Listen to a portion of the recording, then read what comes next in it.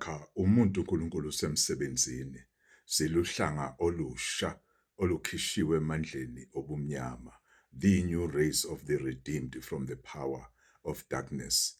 Namhlanje in the whole world usuku that is very important komama.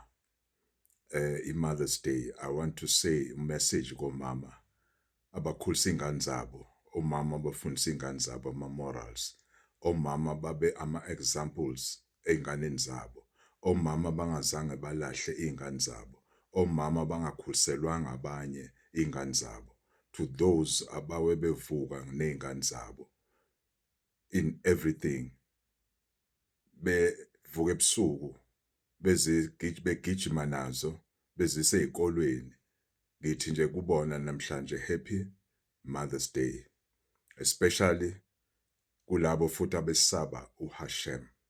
Kulabo abangakazi ngoHashem, let me tell you, to be a woman of virtue, you need to fear Hashem.